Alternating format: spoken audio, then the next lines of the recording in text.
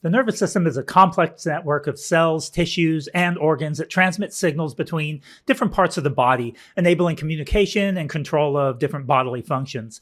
Now, the nervous system plays a crucial role in regulating emotions and intuition through several mechanisms.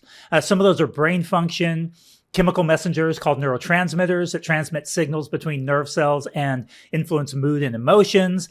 We have the autonomic nervous system that controls involuntary bodily functions like fight or flight and the rest and digest responses. These physiological changes are closely tied to emotional states and intuitive reactions. The nervous system helps regulate emotional responses by coordinating the release of various hormones as well. Cortisol and adrenaline are some examples.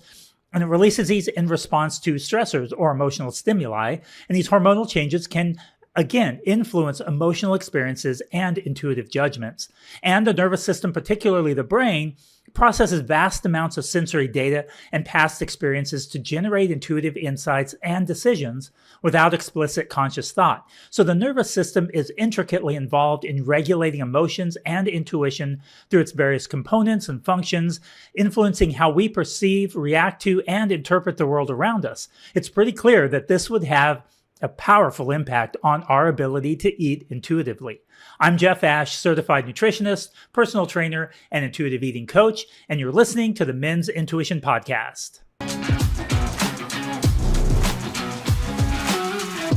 Beth Basham is a dietitian and coach of nearly 20 years, specializing in helping women break free of guilt and shame around food and body and finally live their best life. She helps people seamlessly integrate and embody the concepts of intuitive eating, brain science, emotional mastery, and gentle nutrition. She's also a mom to two beautiful little people and wife to her partner, Stephen.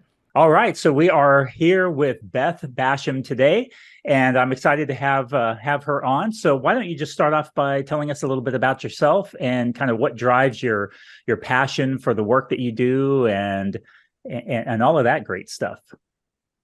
Yeah, thanks, Jeff. I'm so excited and honored to be here with you today. I know we've had some conversations before the podcast, and I love the work you're doing. So I will start by saying some of the things we do are very in alignment with one another. I'm also, so I'm a dietitian. I've been a dietitian for nearly 20 years. Hard to believe. I've done all the different things in the field of dietetics and nutrition.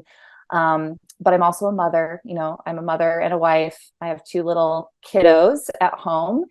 And my work life has really been composed of, like I said, various things. However, my current passion, much like yours, is really supporting those who are embarking on the intuitive eating journey and helping them to overcome some of the inevitable obstacles and challenges that come along with this whole idea of body acceptance, feeling positive about food and really bridging that or marrying it with living a healthy and vibrant life, because I think sometimes there's a disconnect there. So my work is really centered around supporting that healthy relationship to food and body, much like you. Yeah, that's great. Yeah, it's such an important thing. And especially when we have kids and we're thinking about shaping them and helping them to develop those healthy attitudes and mindsets, and we want them to grow up and feel confident in their body and with whatever they decide to do as far as a career and life and all of that. So I think that's great.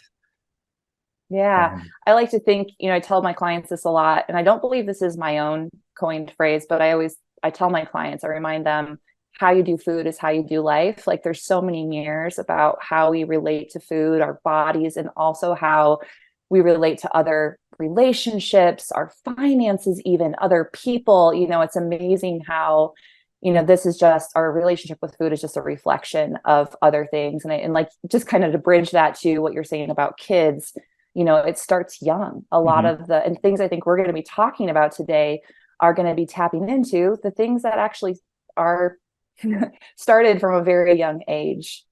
Yeah, those developmental stages and how the brain develops is so important that we start off as early as possible, because all the research that you see on child development and how they establish their values and morals and what's important to them is a lot of that stuff is established very early on, prior to the age of 9, if I remember correctly from some research anyway.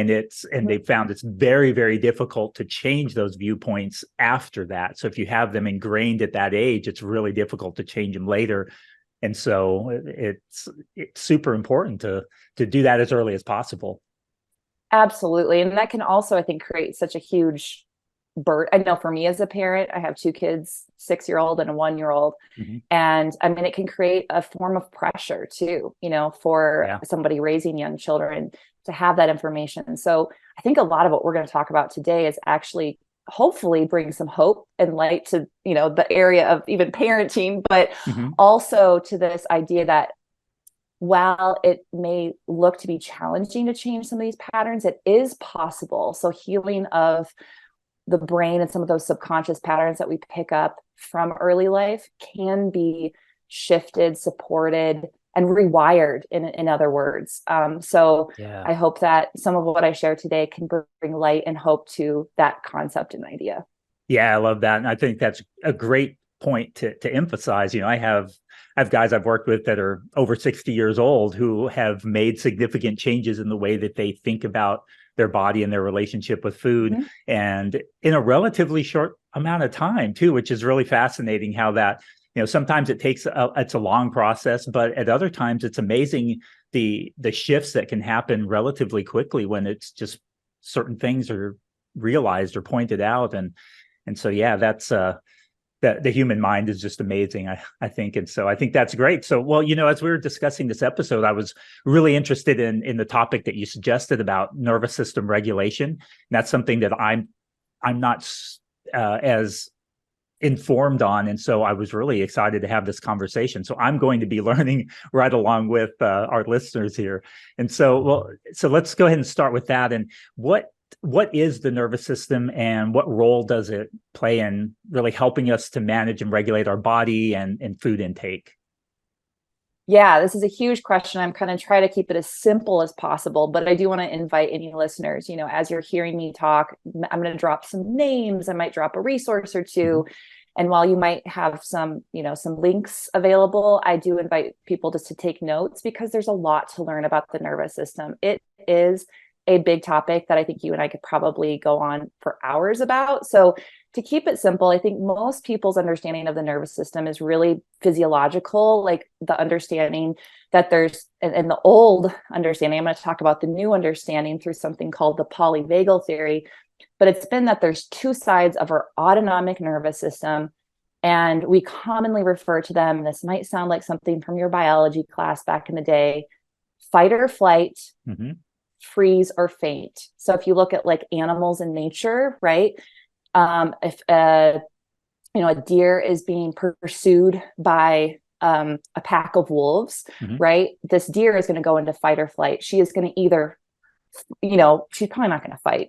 Deer probably are really built to fight, but she may run away, right? As fast as she possibly can. Her sympathetic or fight or flight side of her nervous system is activated in that moment to get away, to survive.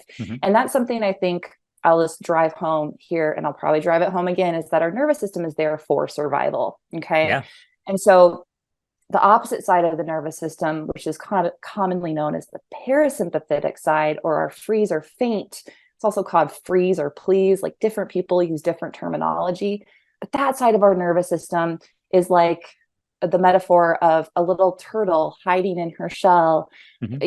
Some predator, someone comes to poke on her, she closes up and she pulls all of her head and her hands and everything inside, and she kind of goes into this dorsal, it's called dorsal in the polyvagal world, which don't worry, you don't need to memorize that, but she pulls in and she's like, and this might also look like, and we'll use some examples, real life examples of people who are experiencing some ups and downs with their relationship to food or their body too, but just using these really basic analogies to get us started.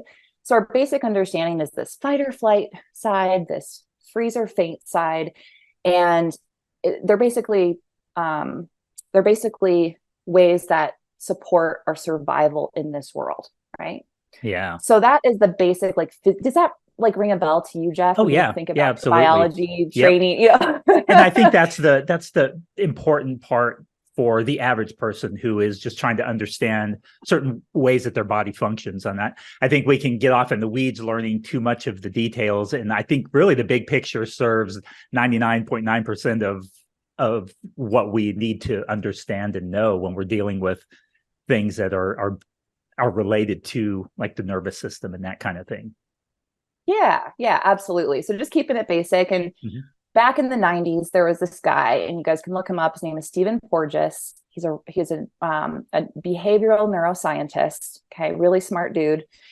And he started studying the vagal nerve, which is this nerve that connects the brain and the gut. You know, some nutritionists might even talk about the vagal nerve, but he did some experiments around it, and he discovered a more nuanced approach to the nervous system that includes those two sides of the nervous system I just dropped in, but also this third side of the nervous system called our social engagement system. And this idea that when we feel safe and connected and supported by our community, it's actually like this middle part of the nervous system. I think of it like a stair ladder. And at the top of the staircase, you have the fight or flight, like you're trying to run away. Or I'm sorry. You have the top of the staircase, which is your social engagement, where you feel safe and connected. And then you have your sympathetic response, like you're trying to get away from the predator who's after you, the threat, if you will. And then you have this parasympathetic side where you drop into hiding, really. You freeze, you faint because it's just too much, right? Like it's just this too much feeling.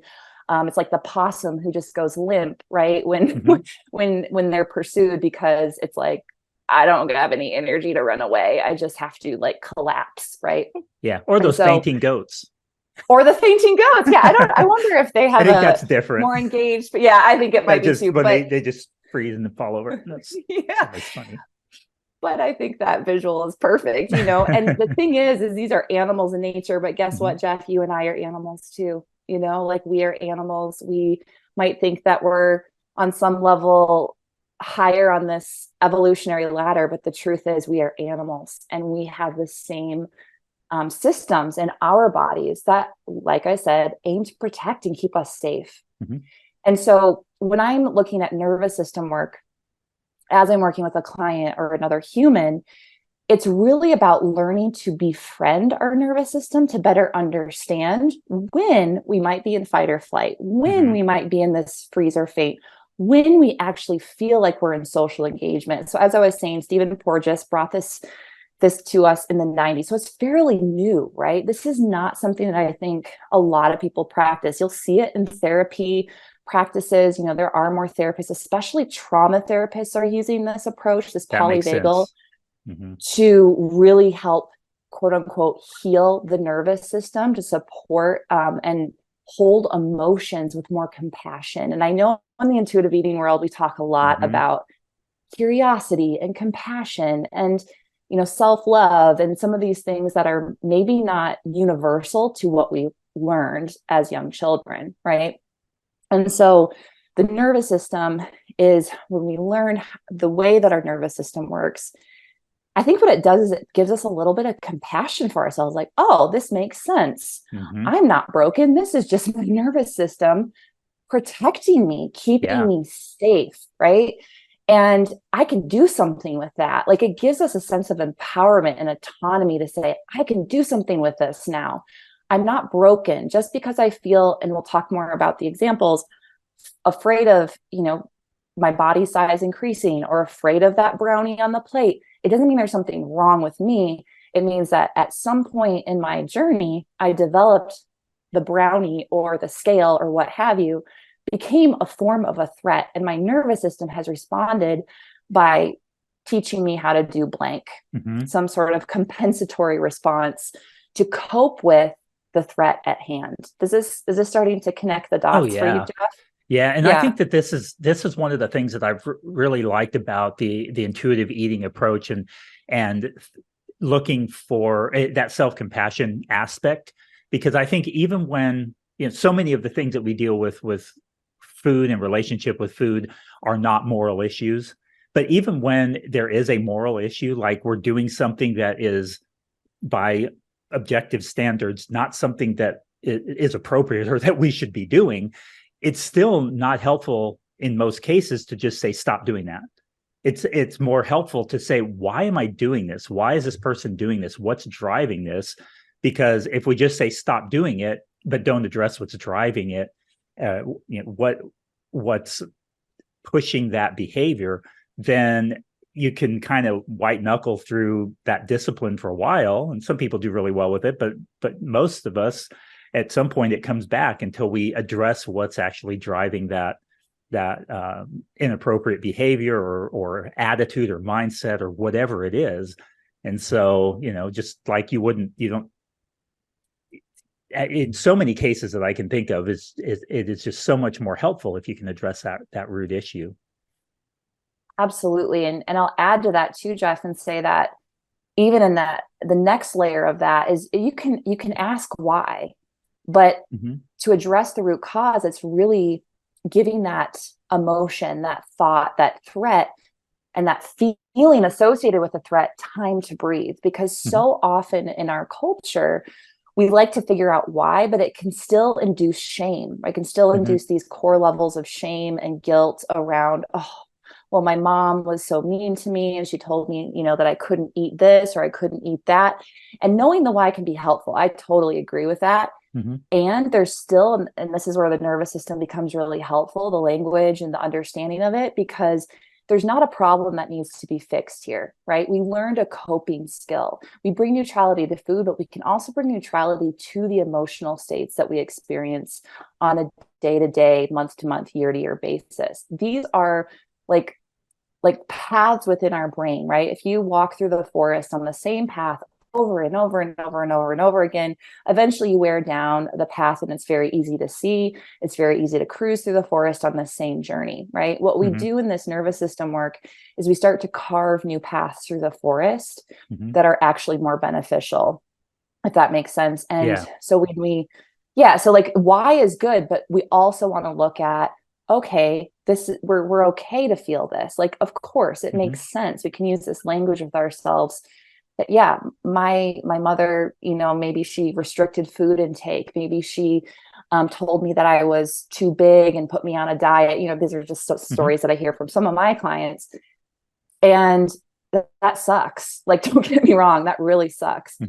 And there's also this opportunity to be like, well, of course, I learned to cope by creating food as the threat. Food is the threat. It's not, and so we bring it home and say, you know what, that was my way of coping and there's nothing wrong with that. And that's where the compassion, I think we get to layer in that self-compassion, right? I'm sure you agree. It's all like digging those deeper layers. It really is. And that's what makes that's for me, that's what I really enjoy with this kind of work, is helping people to make those discoveries, because I know as I've made them in my own life, it's like, oh, wow, this is amazing. And when clients make those realizations and discoveries, you can just often you see like a glimmer in their eye when they recognize it, this like sense of excitement that bubbles up to the surface as they start to realize these things. It's like, oh, wow.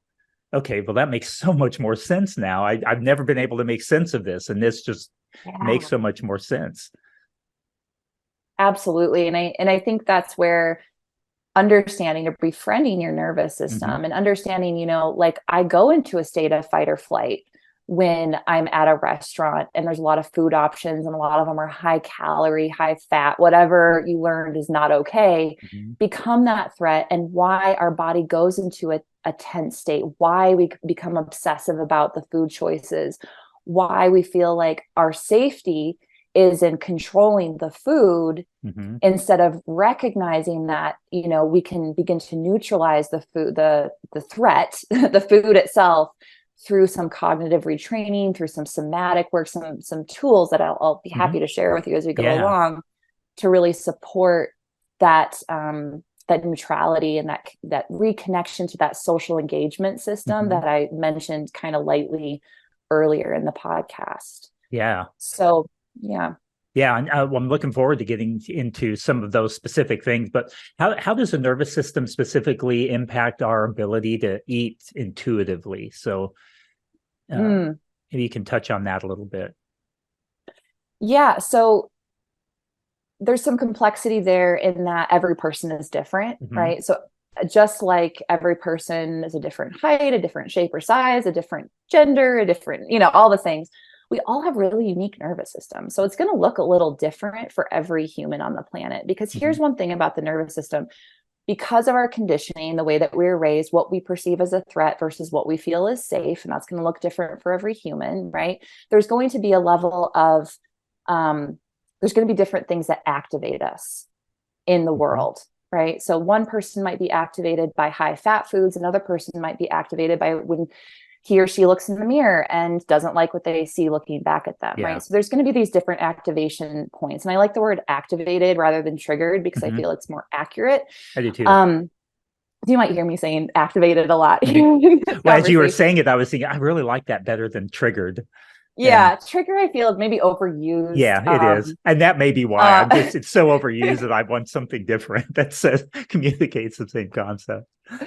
well, and activate, I feel like triggered is almost, it like promotes something that's wrong, whereas Yeah. activated is just like, it's like you turn on a light, it activated the light switch. Hmm. And it's like we get to be activated. Our nervous system is meant to move through those three parts: the freeze or fade, Hmm. the social engagement, and the fight or flight. Yeah. Right. So I'm losing track of the question, but this is important, I think, to create this base layer, because it's not like you just activate your social engagement with a flip of a switch and then all of a sudden you can eat intuitively. But as Hmm. I understand it, Jeff, our intuitive eater, like that inner nutritionist, that person, that part of us that kind of like knows what foods make us feel good and knows what foods don't make us feel great, can regulate, our hunger and our appetite, our hunger and our fullness are online. We feel our hunger.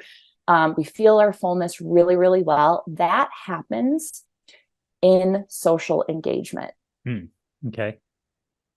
So, how does this apply? If we have chronically seen food as the threat, or if we've chronically seen our body as the threat, and that threat either throws us into a chronic, not talking about acute where things flow back and forth, but kind of a chronic, almost subconscious for many of the clients I work with, state of fight or flight, or state of that freeze kind of Hmm. response, where you just like think of the person numbing out to TV at night, just like mindlessly eating as a way to Yeah. calm down from maybe a really stressful day, right? It's a coping mechanism, nothing Hmm. more. What happens is we have these extremes that we tend to live in, and they become normal. Okay? Yeah. Social engagement, feeling safe with food, feeling our hunger and our fullness are actually no longer normal because of the chronic threat. Food is something we have to eat to survive, is it not? Like we Hmm. can't get away from it. Our body is something we live in. We are our body, right? And Yeah. so if that's a threat and you're constantly thinking it's wrong or bad, guess what? Social engagement, that place where hunger and fullness cues live, where feeling connected to our body and feeling present in our body live, like that's going to be really hard to tap into if we're chronically on the opposite sides. Hmm. Does that make sense so far? Yeah. Yeah, that does. Yeah.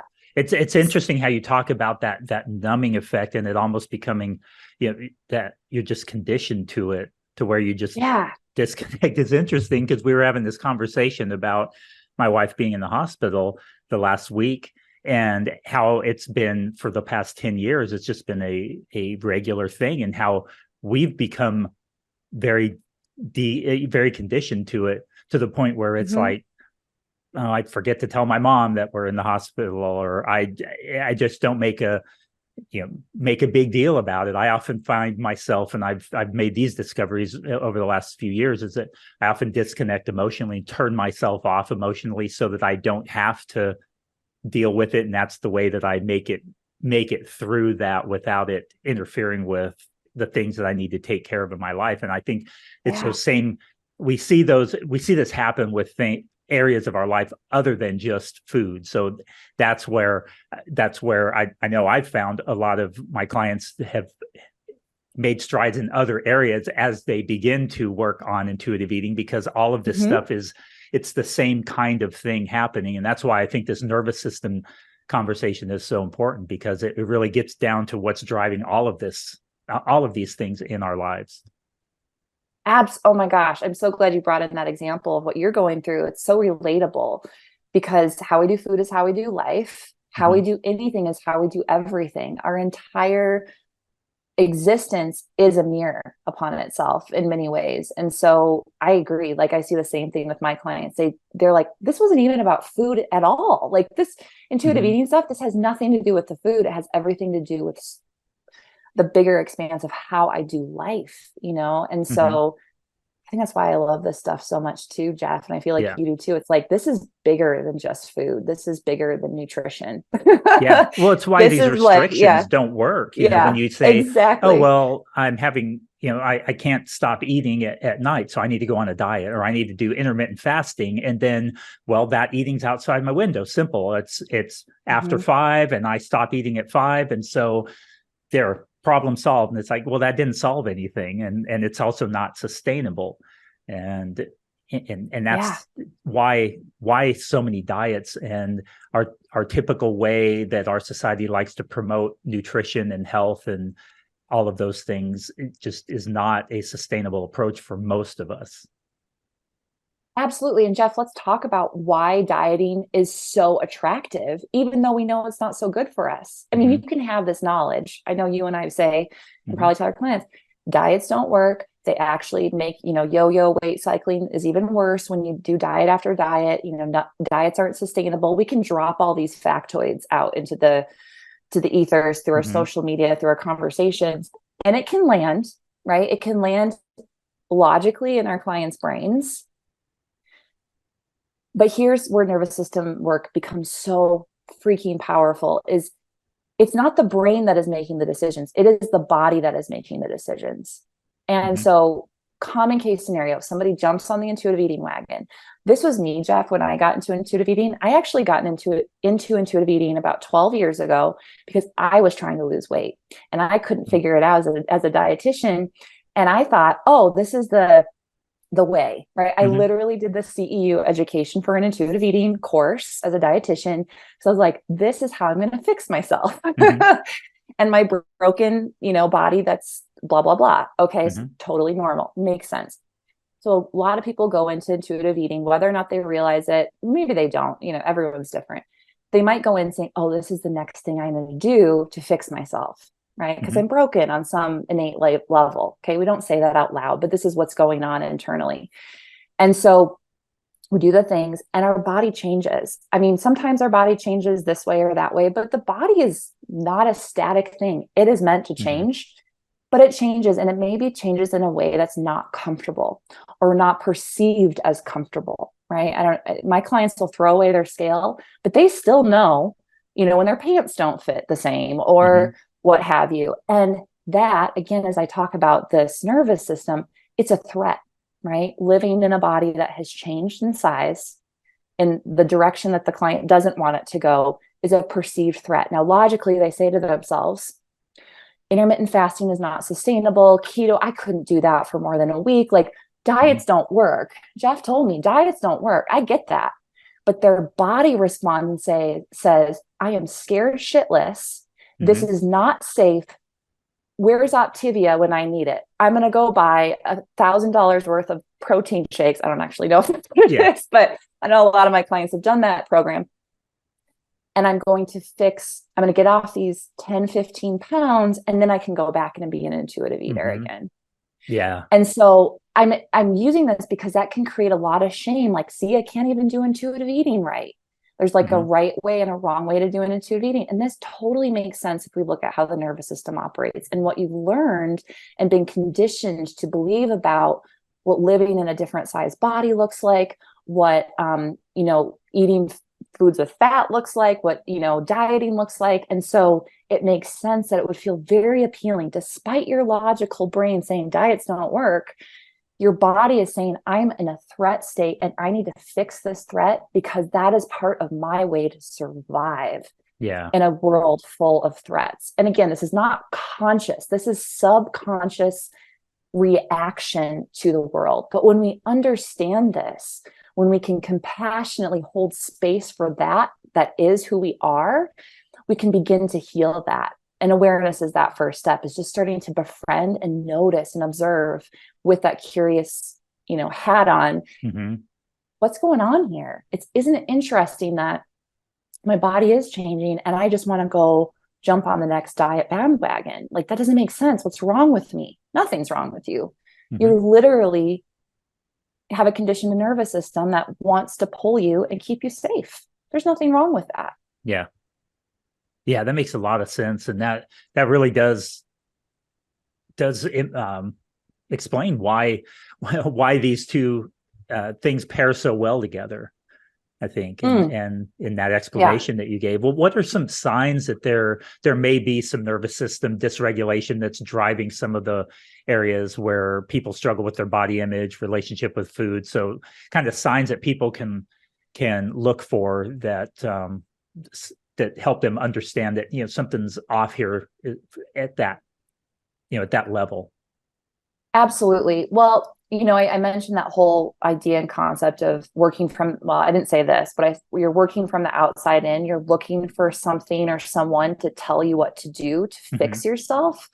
If that resonates for you, or fix your body, fix your eating habits, what have you, if you're working from that energy, there could be some dysregulation in your body, if that's a common way that you cope, right? This shows up more significantly in those who have eating disorders, right? Like, you'll see those behaviors of somebody who's has a classic eating disorder of anorexia nervosa or bulimia nervosa, binge eating disorder, right? Where they're going into strong sides of that nervous system, that strong fight or flight, that strong freeze or faint, where they go into a binge and they're numbing out with the food. Like, that's probably more of that freeze space where they're just kind of hiding, with the food. People who sneak food or things like that, again, it totally makes sense why they might do that based on their environment experience growing up. Or the person who restricts food, it's a form of control, right? So those are really extreme examples. But on the day-to-day, just somebody who has, not a great relationship with food, it is that coasting from diet to diet, that excitement about the next thing. Oh, this is going to fix it. This is going to do it. If you feel that perpetual draw to the supplement ads and the coaches who are I'm going to fix you. They don't say that, but they're right. I'm going to help you lose 10 pounds in 10 weeks or whatever it is. Flashy, if you're drawn into those flashy clickbait ads and things like that, that could be a sign that maybe you have some dysregulation. You're doing intuitive eating, right? You're on the journey. You're excited about food freedom, but you notice yourself feeling like a failure, even within the scope of intuitive eating. You can't even do that right. That could be a sign that there's some dysregulation. And I want to point out, Jeff, dysregulation is not wrong. Right. We are meant to flow in and out. Dysregulate. It's just when I talk about gentle nutrition with clients, it's not that food is bad or good. Sometimes there's certain foods that serve our body when we consume them. There's foods that maybe leave us feeling a little sluggish and not so great. It's the same thing with these states. It's they're meant to exist. They're meant to support us.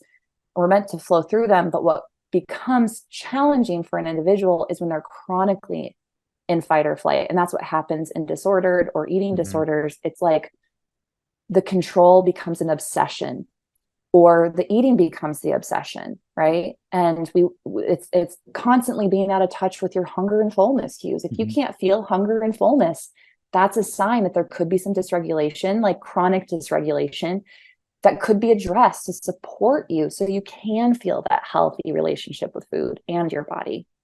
I hope those examples help. Oh yeah, those are great. So do you find that when you have somebody, especially since you do some of this work with the nervous systems stuff, that when you have somebody who has a really difficult time with their hunger and recognizing those hunger and fullness cues, do you often start working on the nervous system regulation apart from that before you start working on, using the hunger and fullness scale as an example of some of the tools that we use? I was just kind of curious how you approach that.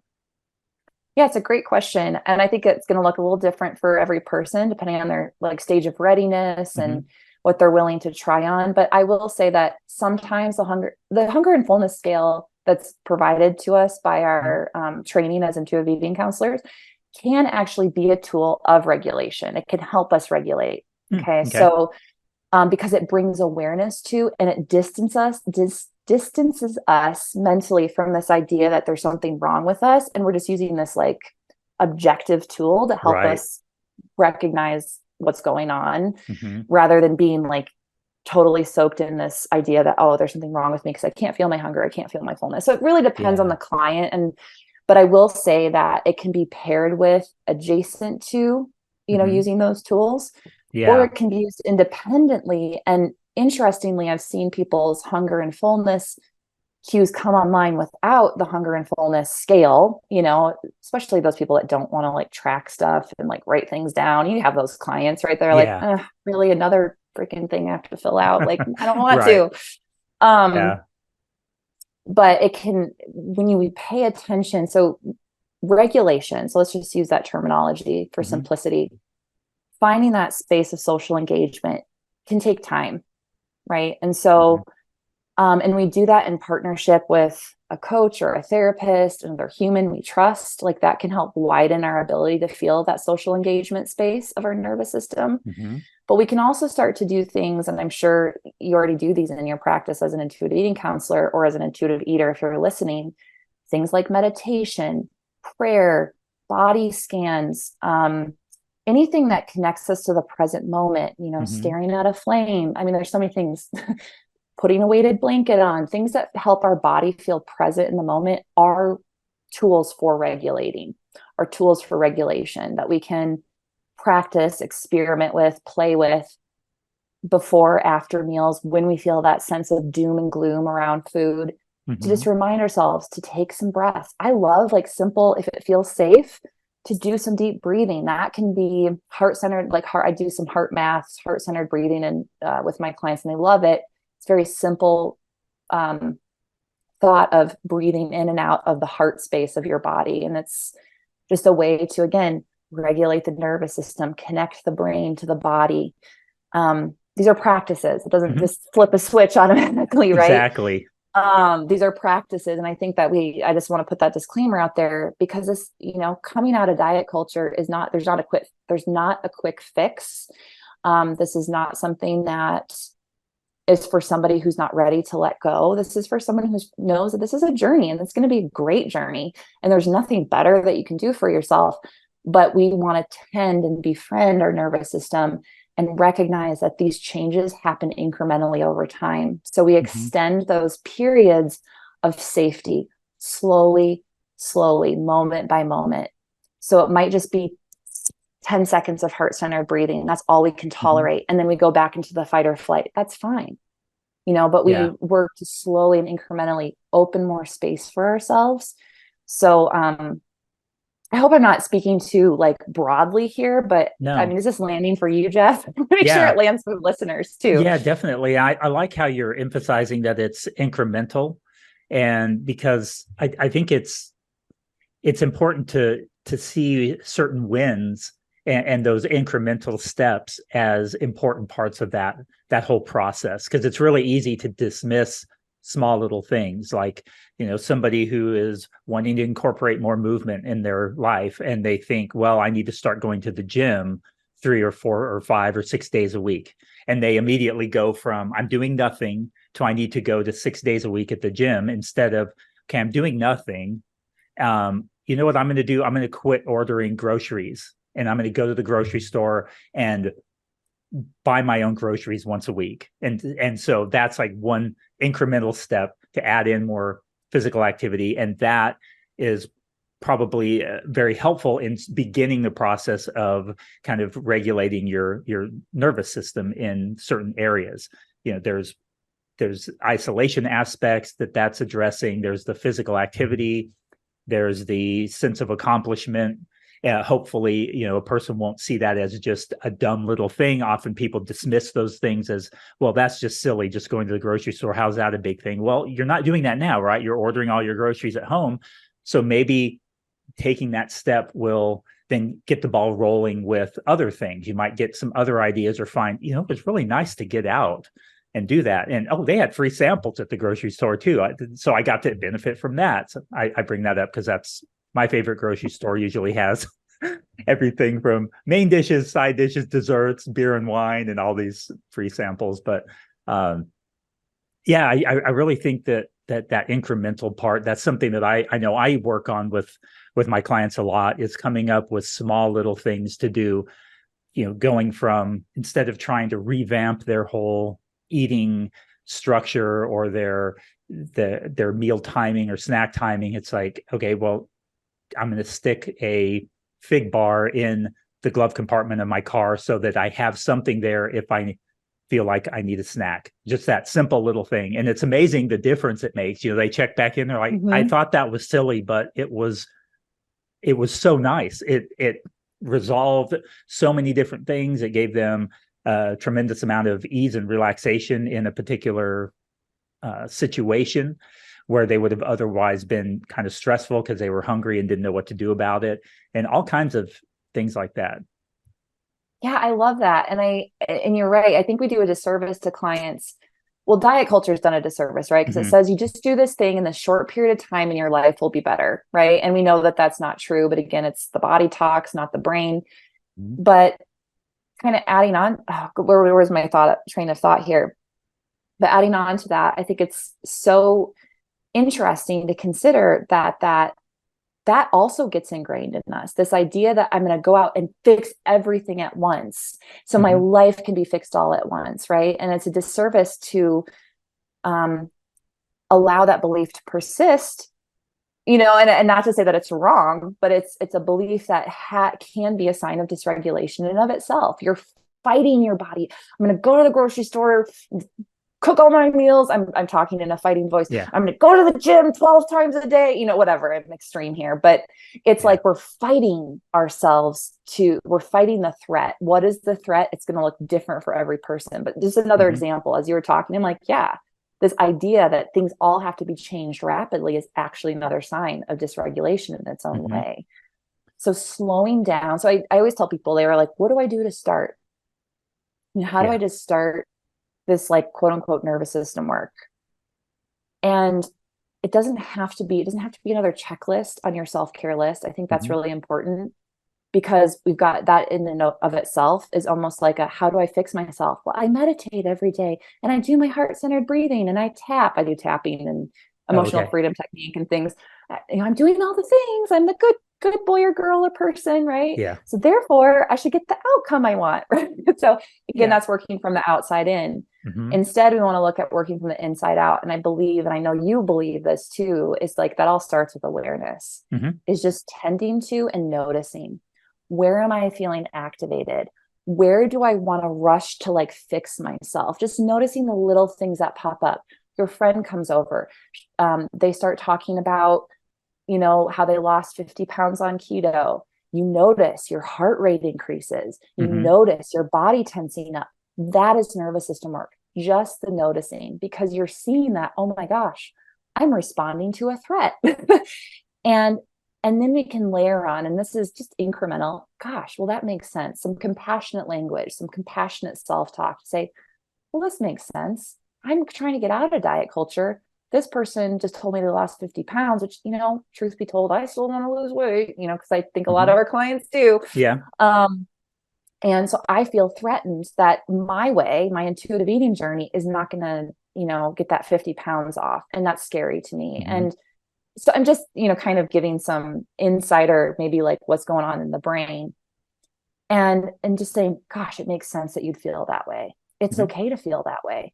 And just letting yourself sit with the emotion for maybe just a couple seconds, rather than trying to fight it off and, like, think of the compensatory. You might feel like, ooh, I want to go check out keto again before I go talk to Jeff at our next intuitive eating counselor session. Yeah. Whatever. It's like, just notice it, and don't, it's not bad or wrong if you do or don't, but just allow yourself to start to witness what's going on internally and how the activations are coming through. Do you notice you hide from pictures? Oh, that's interesting. I don't like my picture taken. Is that me trying to hide or freeze or, like, run away? Okay, let me just hold space for that part of myself. Yeah. That's, like, all we have to do to start. It doesn't have to be, you can work with a therapist or a coach who gets this work. Totally. There's a lot that can be said about that kind of connection. Like, I'm not going to discount that. That's the work I do with my clients. And it like lights up my heart because it's so powerful.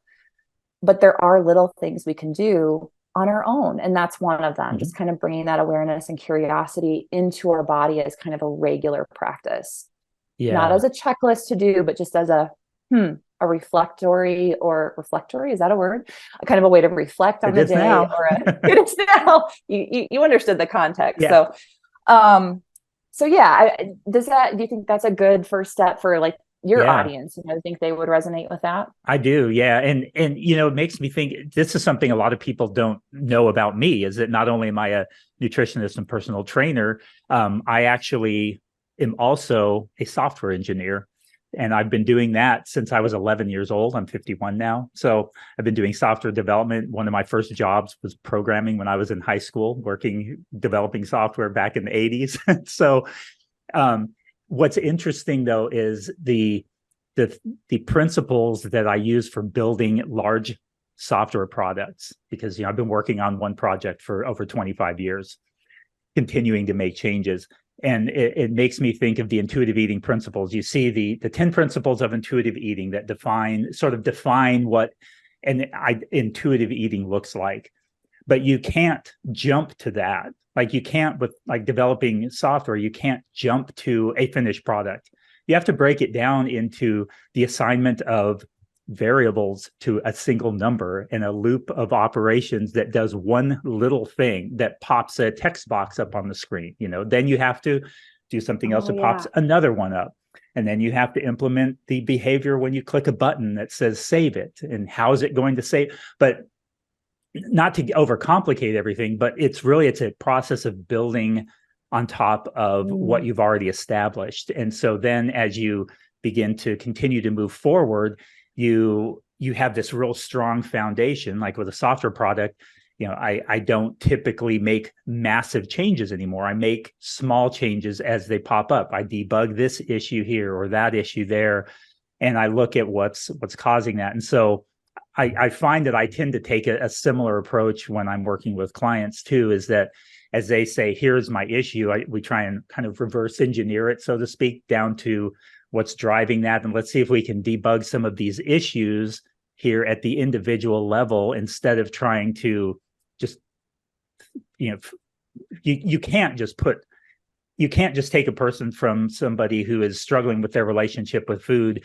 and overnight or by Friday, start on Monday, by Friday, you're an intuitive eater. It just doesn't work that way. And I've seen people, unfortunately, talk about intuitive eating. Well, I've been an intuitive eater now for 2 months, and I'm still struggling with this and this. And I'm thinking, no, you've completely missed the point here. You don't just become an intuitive eater. You build that product, and so to speak, over time with these small changes and implementing this feature here.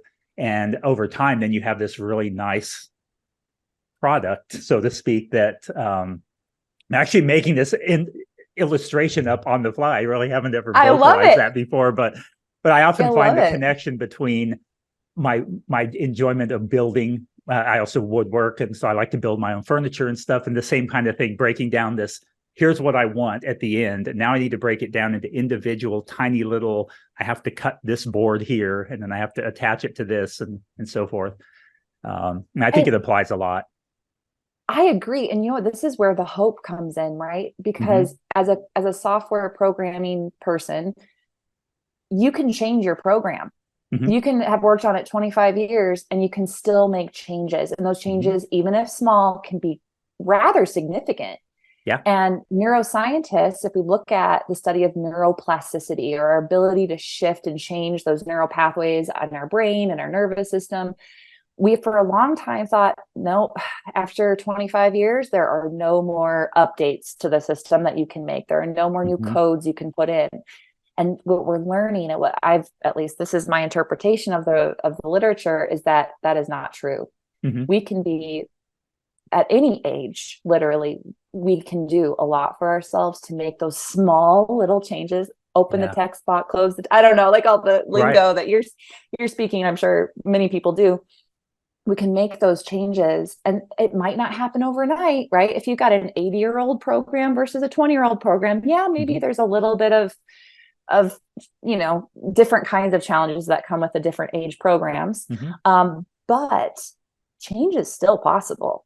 And that's what I love about this. I've been doing a lot of nervous system work on myself, Jeff. And while I feel really confident with food and body, I'm a parent, and that's a whole ball of wax. I use this nervous system work a lot in parenting and regulating my own emotions as my daughter, loses it over the fact that her popsicle fell on the ground or whatever, So, I mean, this can show up, or even in, as a private practice owner, there's a lot that goes into, if you're a small business owner, a lot of ups and downs with emotions. Nervous system work applies, it all applies, and it can give us that grace and that compassion to really hold space for who we are. And then, like you're saying, we still can change. We can still shift. We can become more resilient. And that's what this work is all about, is resilience. We can make the computer program, our brain, our body, more resilient with these small little incremental changes. Oh, it's so great. I love it. I love that metaphor. Well, and it's interesting to take it even a little further with that metaphor. I'm thinking here, there's been times when I've made a really small change in the software that has made a very positive effect. So let's say the performance of an application returning your information back to you is increased tenfold. And all I did was make a very small change. And I think we can see that same thing with our relationship with food, a very small change. I've seen the simple act of adding an intentional snack at 10 o'clock in the morning resolve evening overeating episodes where they just feel kind of out of control and hitting the pantry. And it's like, it was that small of a change. It had a huge impact. I've also seen the opposite too, where in fact, just recently I made a very small change and I caused a major issue in the system. And because that one change that didn't seem like a big deal, it had a number of downstream effects. And that can be kind of the same thing that happens with this intuitive eating process. And I think it's why so many of us really emphasize not getting back on another diet, because we know even just trying another diet, what impact that can have on somebody as they're developing that process. It can really interfere with things. So it's just remarkable. I guess that's maybe that's a good place to wrap up, because what you were saying there was just such a great explanation of how those small incremental changes can have an impact, and the importance of starting small too. Yeah. And if you're somebody who's like, I don't want to do this alone. I always have a coach. I'm working with one now. I just love the support of having somebody. And this, when I say coach, it could be a trusted therapist. If you're interested in nervous system work, you're like, gosh, this feels like the right path for me. And you want to work with someone, look for a somatic therapist, someone who does somatic work.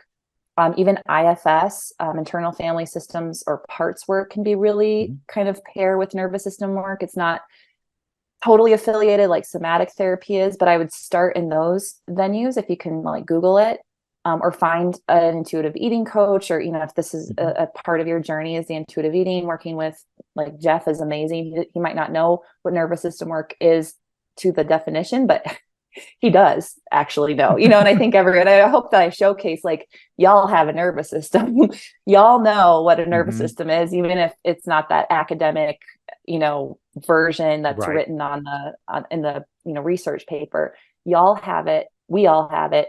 And it's working with it that can be really powerful. Sometimes just finding someone that can help you see those patterns can be enough to pattern interrupt and start to shift like you said, in those small incremental ways. So, so I just invite people. Traditional talk therapy is not, is helpful. There's a lot of great stuff that happens, but if you were looking more for that nervous system work, I'd look at people who do any kind of somatic coaching or therapy, and maybe even IFS as a support for that.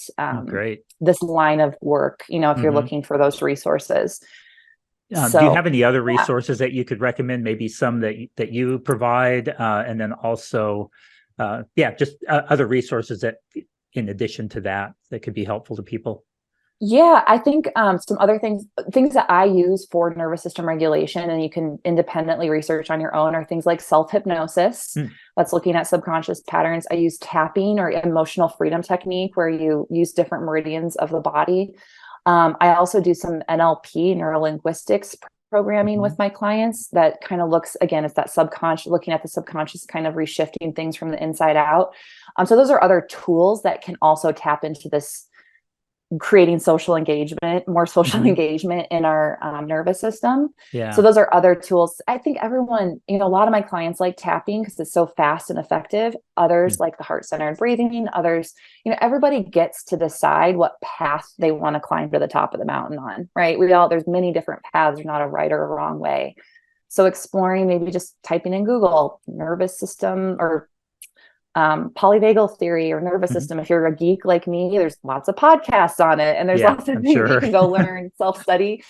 But I would say if you're just curious about it, what is the book? I wish I had it out. Maybe I'll share the link with you. Okay. Yeah, the book. The name of the book. A lot of trauma therapists use polyvagal theory. So if you're somebody with known trauma, somatic therapy is by far, like, hands down, I think a great place to start with this nervous system work. So great. I could throw a lot more out there, but I think that's probably a good start. Yeah, that sounds great. Well, how can people connect with you? And do you offer coaching services to people outside your home state? I know as a dietitian, there's certain things that you do that are required to be in your state where you're licensed, but I know that you probably offer some coaching options too that are a little bit different. Yeah, I think because of the nature of the work that we do, there is an opportunity to do a lot more on the coaching front. Specifically what I'm talking about here in nervous system work. So I do coach all across the country. I even have some Canadian clients. So I do work with people outside of my home state, with a disclaimer that I can't give them medical nutrition therapy across state lines. Yep, exactly. But yeah, I do offer coaching. So I do one-on-one coaching. I also am planning to do some more group coaching in the fall and into this next year.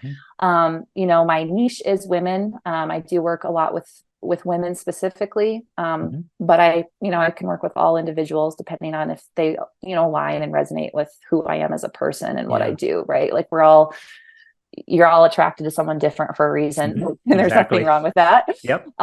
There's no competition. It's just like, this person is my person. Like, you're listening to Jeff's podcast. Jeff is your person. Like, that's perfect, And so, that's what I do. My website is bethbasham.com. And you can email me at beth@bethbasham.com. I also have a Facebook group called Beyond Intuitive Eating. So we talk about more of these, like, outside of just what we find in the 10 principles. It's a group that talks about the different aspects of intuitive eating from that bigger perspective.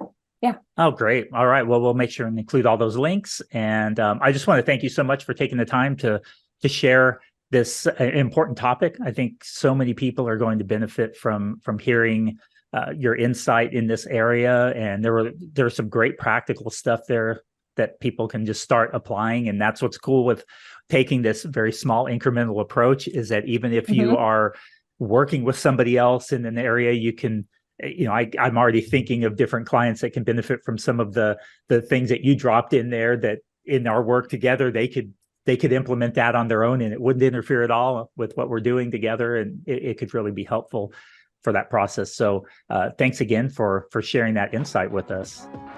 Oh, it was my sincere pleasure, Jeff. Thanks for having me.